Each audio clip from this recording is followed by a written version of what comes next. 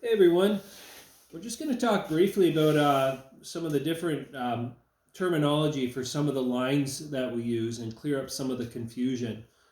Particularly, what we call our sinking or our junk lines, or some of the lines that we even use for divers at times.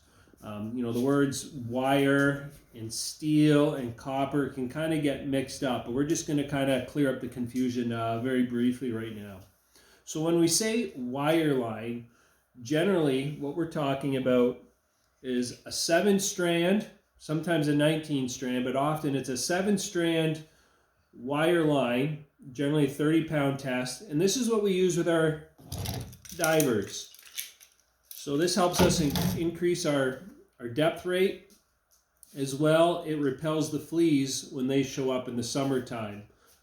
Many guys will use braid for their divers, which is fine, but especially on Lake Ontario, we like using this wire line. And there's different brands out here. This is American Fishing Wire. Mason and Maline, Torpedo, they all make a very similar type of line as well, and they all work very well. So this is the wire line that we generally use for divers. Another type of line, the word steel gets used a lot, and when we say steel, we're talking about weighted steel. So this is a weighted sinking line. It works very similar as to copper line. So there's weighted steel and there's copper, and generally these are 45-pound tests. There are some other brands out there that have other pound tests, but this is the general stuff that many of us use. And it is a sinking line, and it's used in conjunction with planer boards. This does the sinking, and the planer boards pulls the baits off to the side of the boat. You generally get about 22 feet of depth per 100 feet of copper or weighted steel that is out. Another sinking line that we use, this is lead core. 27-pound test is the standard. Some of the walleye anglers, more on Lake Erie, will use an 18-pound test, but 27 is the standard line that we use.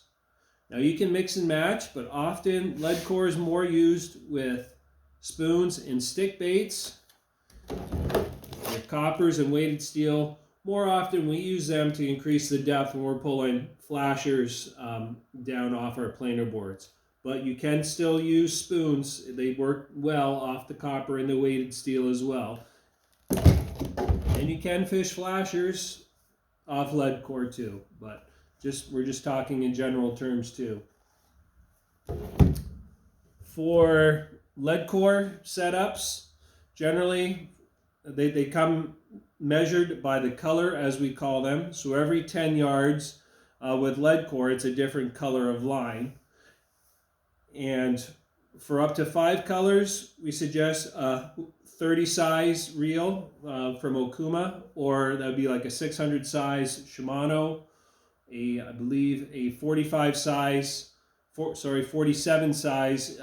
we're talking Daiwa, or 20 size from Penn right now as well. That'll handle your lead core setups from generally a 1 color to a 5 color. Once you go from a 6 to a 10 color, then we suggest a 45 size reel from Okuma, a 700 from Shimano, they're now discontinued actually, or a 30 size Penn. When you're starting to use more copper and weighted steel, your 30 size is generally good for about 100 feet or less. They're for your shorter ones. The 45 will handle a 150 to a 200. And then a reel such as a 55 convector, a 553 cold water, or an 800 Takota, that's what you're using more for your 3 to your 400s. Now everyone has their different ways of doing things, but this is just generally for what most people use. As far as your backing goes, You want to generally get 150 yards as a minimum of 50-pound test braid. 200 is nice. If you're using a bigger reel with less sinking line, you can generally fit more on. So hopefully this clears things up for you a little bit better. And if you got any questions, just let us know.